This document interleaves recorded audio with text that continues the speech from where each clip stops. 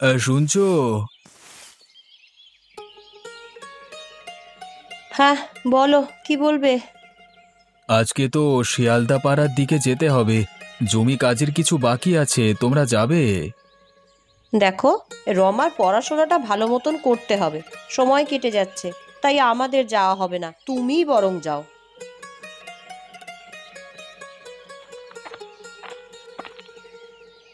মা, ও মা, আমি অনেক পড়াশোনা করতে চাই। কাল থেকে আমার স্কুল তো শুরু হবে। হ্যাঁ মা, তুই পড়াশোনায় বেশ মনোযোগী, কিন্তু পাড়ার ছেলেমেয়েরা তো জমিতে গিয়ে বালকপনা করে, দুষ্টুমি করে। তুই যদি পড়তে মনোযোগী হোস, দেখবি অনেক ভালো ফল হবে তোর। তুমি ঠিক বলেছ, কিন্তু তুমি তো কাজের সময় বাইরে চলে যাও, সংসার কিভাবে চলবে? জীবন তো এমনই চলে, যেখানে কষ্ট সেখানেই ফসল। তুমি আর রমা ভালো থাকলেই তো আমি শান্তি পাবো। বাবা, আমি পড়াশোনায় আরো মন দেব, আর ঠিক মতন রেজাল্ট করব, তারপর চাকরি করব, আমাদের অনেক টাকা হবে। তোকে নিয়ে আমার অনেক স্বপ্ন রে মা। তুই বড় হবি, গ্রামের মুখ উজ্জ্বল করবি। পড়াশোনা করলেই তো একদিনে বড় হবি না। যেদিন হবি সেদিন আর সবাই বলবে কি সুন্দর কাজ করলি, মনে রাখবি তো? হ্যাঁ বাবা, আমি জানি, আমার মনে থাকবে। আমার লক্ষ্মী মেয়ে। নীলিমা, আমাকে একটু জল দাও, বড্ড তেষ্টা পেয়েছে গো। হ্যাঁ, এই দিচ্ছি গো। আচ্ছা রমা, তুমি বড় হয়ে কি হতে চাও? আমি ডাক্তার হতে চাই বাবা, গ্রামে চিকিৎসা করব, অনেক মানুষ বিনা চিকিৎসায় আর মরবে না, আমি তাদের পাশে থাকতে চাই।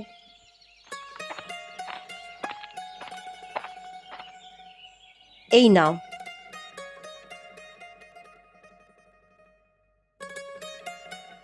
এবার আসি। সাবধানে যাও, কেমন? কিছু চিন্তা করো না, তুমি এত ভয় পেও না। ভয় পাওয়ার কিছু নেই।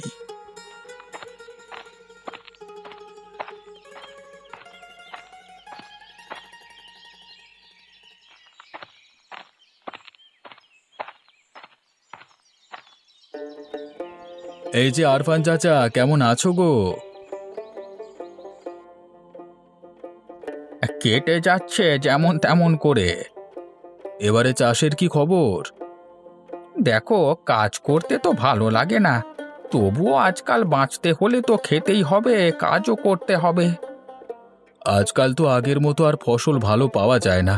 খেতে যা জমি ছিল তা বিক্রি করে দিতে হয়েছে, অন্যের জমিতে কাজ করতে হচ্ছে আমাকে। হ্যাঁ, কিছুই তো আর আগের মতো নেই। এই মাটির কাছে অনেক কিছু ঋণ হয়ে গেছে, কিন্তু এই মাটি তো আমাদের বাঁচানোর একমাত্র আশা ছিল। ঠিক বলেছ চাচা, সবকিছু তো বদলে গেছে, কিন্তু কিছুই যেন ঠিকঠাক নেই। আমরা যে খুব কষ্টে আছি সবাই। আমরা আর কোনোদিন ভালো থাকবো না বলে মনে হয়, দিনের পর দিন কষ্ট বেড়েই চলেছে। তবে কি কিছুই পরিবর্তন হবে না আমাদের?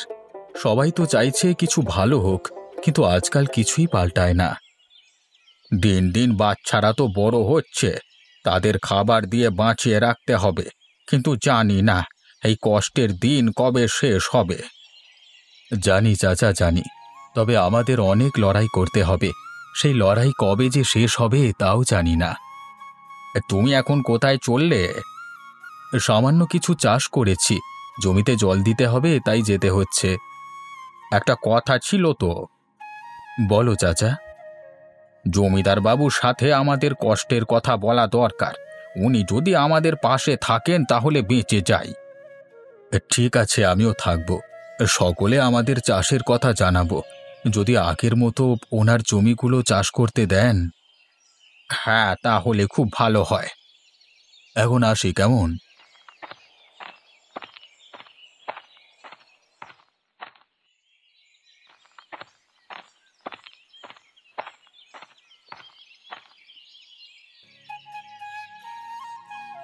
ও মা, মা, আমার পরীক্ষা শেষ হয়ে গেছে। বাহ, খুব ভালো। তা পরীক্ষা কেমন হলো রে? খুব ভালো হয়েছে, সব প্রশ্নের উত্তর লিখেছি আমি। তাহলে বাড়ি গিয়ে বরং ভাত খেয়ে নিস, তোর জন্য ভাত বাড়া আছে।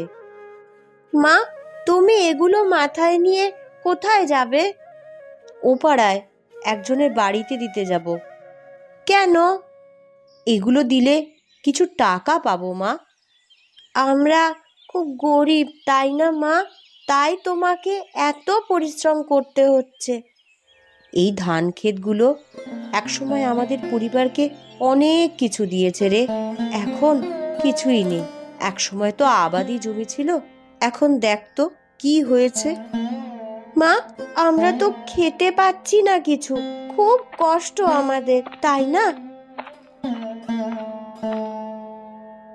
অর্থের অভাব কি জানিস রমা?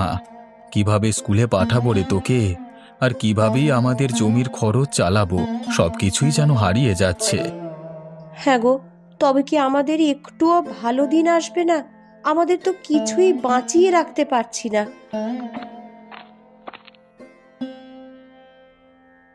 আজকাল তো জমিতে কোনো ফসল আসছে না, সেচের জলও তো আর ঠিক মতো পাওয়া যায় না। আমার জমির সেই পুরনো প্রাণ কোথায় হারিয়ে গেল। হ্যাঁ আরফান চাচা, একদিন তো মনে হচ্ছিল এই মাঠে ফসলের ঢেউ তুলে দিত। এখন কি বলবো চাচা, জলও তো আর পাওয়া যায় না, চাষের জলের খুব অভাব। কিছুই আর ঠিকঠাক হচ্ছে না। তবে কি আর আমরা কখনই কিছু ভালো পাবো না? আমরা তো নিজের হাতেই মাটি নষ্ট করে ফেলছি। কিন্তু বিকাশ, আমাদের তো কিছুদিন আগেও আশা ছিল, মনে হয়েছিল কিছু একটা ভালো হবে। তবে কি ভালো কিছু হবে? সবই তো যেন দূর হয়ে যাচ্ছে। বিকাশ, তুই কি দেখছিস আমার জমির অবস্থাটা? এতগুলো জমি, তোদের জমি তো কিছুই নেই। এইটা দেখতে দেখতে তুইও বুঝতে পারবি আসলে কি মজা। আপনাদের জমি তো অনেক সুরেন বাবু, কিন্তু আমাদেরও তো একসময় ছিল কিছু। আমরা তো এখন আর কিচ্ছু পাবো না।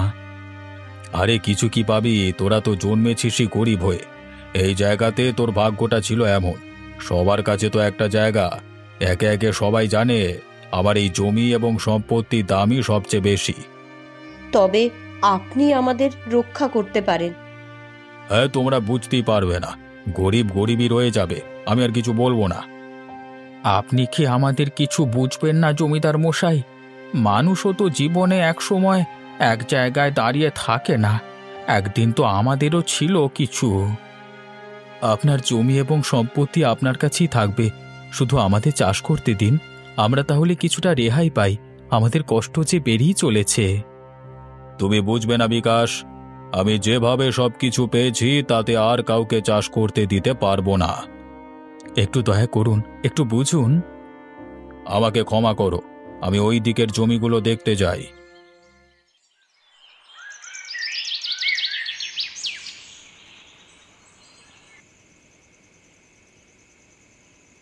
কি বলবো নীলিমা, আর কতদিন এইভাবে বাঁচব? আমার কাছে তো কিছুই আর নেই। সেই ছোট ছোট দিনের সুখও কোথায় হারিয়ে গেছে। জমিদার বাবু কত স্বার্থপর, আমাদের অবস্থাটা একটুও বুঝলো না। ধনী লোকেরা গরিবদের পেছনে লাথি মারে এইভাবেই। তারা কেন আমাদের মতো মানুষের কথা ভাববে? বাবা ও মা, মা, আমি কিছু বুঝতে পারছি না, কেন এত কষ্ট আমাদের? কেন আমরা সব সময় এইভাবে অভাব অনটনে থাকছি? রমা, তুই তো আমাদের ভবিষ্যৎ, কিন্তু তুই যদি জানিস একদিন তোর জন্য আমরা কিচ্ছু করতে পারিনি, তাহলে কেমন লাগবে? তুমি কি জানো নীলিমা, রমার স্কুল ফি দেওয়ার জন্য আমাদের কাছে একটা টাকাও নেই। ওর ভবিষ্যতের কথা ভাবতে গেলেও বুক চেপে ধরে থাকতে হয়। হ্যাঁ গো, তাহলে কি রমা স্কুলেও যেতে পারবে না? তাকে কি ভবিষ্যতে শিক্ষিত করতে পারবো না? এটা তো সময়ের বিষয় নীলিমা। এই সমাজে গরিবের কোনো জায়গা নেই। আমাদের সন্তানও যদি লেখাপড়া করতে না পারে, তবে আমাদের কি অবস্থা হবে, কি জবাব দেব? মা, আমি কি স্কুলে যেতে পারবো না? আমাকে তো পড়াশুনো বন্ধ করতে হবে তাহলে।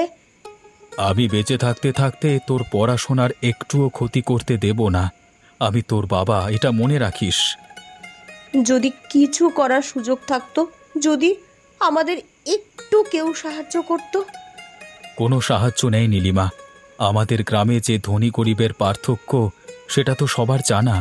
কেউ কি আমাদের হাত বাড়িয়ে সাহায্য করবে? করবে না। নিজেদের পথ নিজেদের তৈরি করতে হবে। এই নদীটা দেখো, একটা সময় এর জল ছিল আমাদের সব সুখ, সবার আশার আলো। কিন্তু এখন এই নদীও যেন আমাদের কষ্টের প্রতীক হয়ে দাঁড়িয়েছে। কি করবে বিকাশ, নদী তো চলে যায় তার নিজের গতিতে, কিন্তু আমাদের কষ্ট তো থামতে চায় না।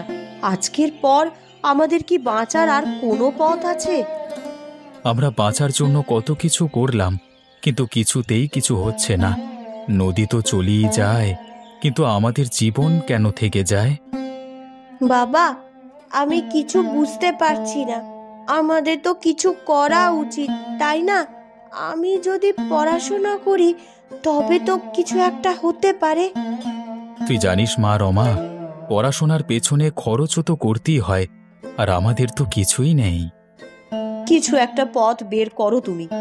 এভাবে আর হয় না, অন্তত বাচ্চাটার কথা ভেবে। কিছু না কিছু করবই রে নীলিমা। জানো, একটা সময় ছিল যখন আমি ভাবতাম এই নদী আমাদের ভাগ্য ফিরিয়ে আনতো, কিন্তু এখন মনে হয় এই নদীও আমাদের সাথে খেলা করছে। ঠিকই বলেছ বিকাশ, কেমন যেন শ্মশান হয়ে গেছে সব কিছু। এক সময় এখানে আমরা জমি চাষ করতাম, জল নিয়ে আসতাম, কিন্তু আজকাল একই ঘরে কিছুই নেই। খরচ বাড়ছে আর জীবন তো বড্ড কঠিন হয়ে যাচ্ছে।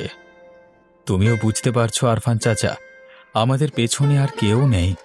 একসময় কষ্ট হলেও কিছু আশা ছিল, কিন্তু এখন তো আশা নিরাশার মাঝামাঝি যেন আটকে পড়েছি।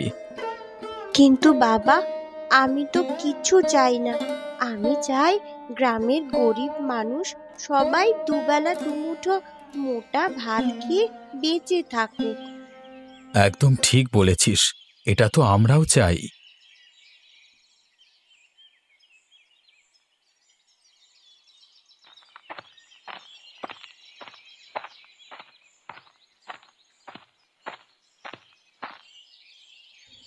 এই মেয়ে, কোথায় যাবি? জমিদার বাবুর সাথে আমি দেখা করব। দেখা হবে না, উনি খেয়ে দিয়ে বিশ্রাম নিচ্ছেন, তুই পরে আয়।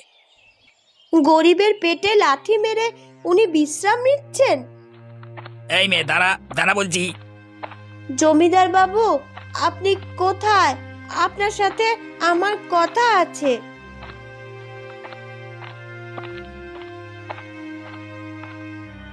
দারোয়ান, ওকে ছেড়ে দাও। তুমি কি বলতে চাও বলো।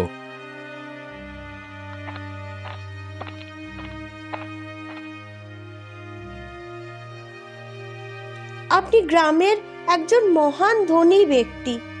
গ্রামের মানুষদের কেমন করে চলছে সেই খবর আপনার রাখার দরকার নেই, তাই না জমিদার বাবু? সেসব খবর আমি রেখে কি করব? আমি তো আর ভগবান নই। তুমি চলে যাও এখান থেকে। গ্রামের অধিকাংশ মানুষ আধ পেটা খেয়ে বেঁচে আছে, কেউ কেউ তো খেতেই পাচ্ছে না। আপনার তো এত জায়গা, এত জমি, একটুখানি চাষ করতে দিলে আপনার কি এমন ক্ষতি হবে? এইটুকু মেয়ের মুখে বড় বড় কথা! এই দারোয়ান, ওকে মারতে মারতে গেট থেকে বের করে দাও। তা আপনি করতে পারেন, কারণ আপনি তো জমিদার। আপনার লোকবল অনেক, অনেক সম্পত্তি। কিন্তু মনে রাখবেন, আপনি আপনার বিবেকের কাছ থেকে কোনো দিনও কোনো ক্ষমা পাবেন না।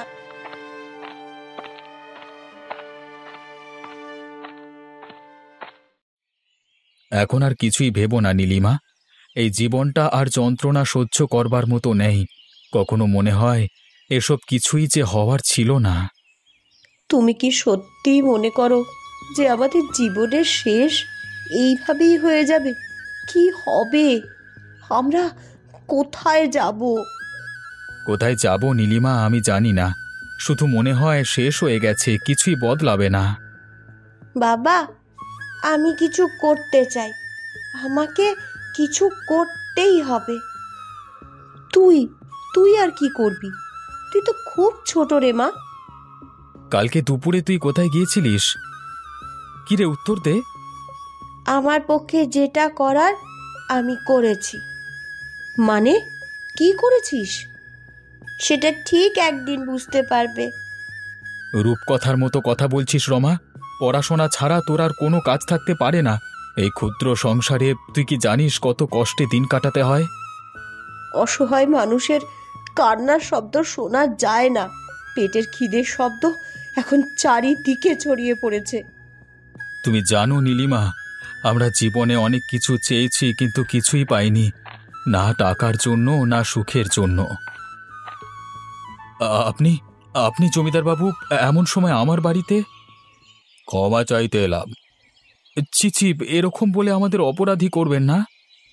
বিকাশ, আমার অনেক বড় ভুল হয়ে গেছে। তুমি কেন এত চিন্তা করছো? জীবন তো এরকমই। আমি তো জানি তুমি একটু অসুবিধে আছো, কিন্তু আমি সাহায্য করতে পারি, তুমি চিন্তা করো না। সুরেনবাবু, আপনার সাহায্য আমাদের কাছে প্রাণ। আপনার সাহায্য আমাদের মনের ক্ষত মুছে দেবে। তুমি যদি সাহায্য না চাও তবে আমি খুব কষ্ট পাবো। তোমরা আবার চাষবাস শুরু করো কাল থেকে, আমি জমি দেব। তাহলে আমাদের শুধু না, গ্রামের সকলের বড্ড উপকার হয়। আমি আসি, অনেকের বাড়িতে যেতে হবে।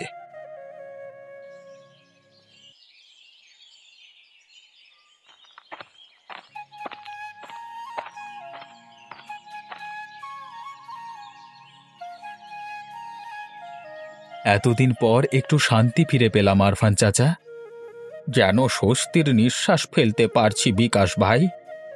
আমার গ্রামের সুরেনবাবু বাইরে কঠোর আর ভেতরটা কত নরম। আমাদের মতো গরিব মানুষদের কষ্ট বোঝেন। তাহলে সেদিন আমাদের এত অপমানজনক কথা বলেছিল কেন জানি না। আমার মনে হয় আমাদের পরখ করে দেখছিল আমরা চাষ করে ফসল ফলাতে পারি কিনা। তাই হবে হয়তো। তোমরা চলে এসো, অনেক বেলা হয়ে গেল। জল মুড়ি খেয়ে আবার চাষে লাগবে খন।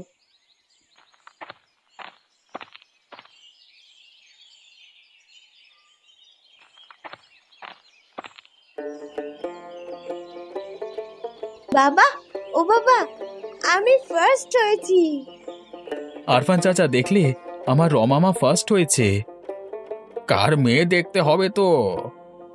আমি আসছি এখন। ঠিক আছে মা, সাবধানে যা।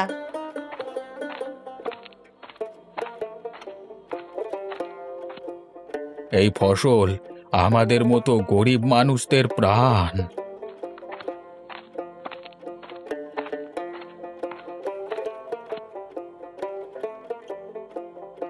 কি বিকাশ, কি করছো? আমাকে এই চিনেছিলে? আমি জানি আজকের দিনে জীবনটা অনেক কঠিন, কিন্তু তুমি জানো আমি তোমাদের সাহায্য করবার চেষ্টা করেছি। তবে আমার চোখ খুলে দিয়েছে তোমারই মেয়ে। হয়তো কিছু ভুল করেছি, কিন্তু কখনোই তোমাদের ছোট করবার উদ্দেশ্য ছিল না। সুরেনবাবু, আমরা জীবনে অনেক কিছু হারিয়েছি, তবে সবকিছু হারানোর পর এখন নতুন কিছু পাওয়ার আশায় ছিলাম, আর সেই আশা আপনি পূরণ করে দিয়েছেন। জমিদার বাবু, এই ঋণ আপনার কোনো দিনই শোধ করতে পারবো না। আপনারা কেউ জানেন না, সেদিন রমা, ওইটুকু মেয়ে, আমার জ্ঞানের চোখ খুলে দিয়েছিল। আমি কত বোকা। বলেছিল একই আকাশের তলায় একই সূর্য, একই আলো, একই অক্সিজেন নিয়ে আমরা বেঁচে আছি। কেউ গরিব, কেউ ধনী, কেউ জমিদার। মানুষ যদি মানুষের বিপদে পাশে না থাকে, তারা কি সত্যি মানুষ না অহংকারী? এটা শুনে আমি খুব কষ্ট পেয়েছিলাম। তারপর ভাবলাম, না, আমার এত জমি সকল গরিব মানুষ চাষ করে ফসল ফলাবে। আপনি মহান ব্যক্তি সুরেনবাবু, ভগবান আপনার মঙ্গল করুক। আপনি আমাদের গ্রামের সকলের অভিভাবক। আমাদের সকলের দুঃখ কষ্ট যারা বোঝেন, বিপদে পাশে থাকেন, তারাই আমাদের অভিভাবক। আল্লাহ আপনার সহায় হোক। লড়াই করে, কষ্ট করে জীবনটা এগিয়ে নিয়ে যেতে হবে। এটাই তো জীবন। সবসময় যা চাই তা পাওয়া যায় না, কিন্তু কিছু না কিছু পাওয়া যায়। আমি বিশ্বাস করি তোমরা তোমাদের যাত্রা শুরু করবে। আপনি ঠিক বলেছেন সুরেনবাবু, জীবন চলতে থাকবে, থামবে না। জীবনে কষ্ট আসে, সংগ্রাম থাকে, কিন্তু জীবন চলতে থাকে। কখনোই হার না মানা উচিত। চেষ্টার পর চেষ্টা, প্রতিদিন নতুন কিছু পাওয়ার আশায় চলতে থাকা উচিত, কারণ নদীর মতো জীবনও কখনো থেমে থাকে না।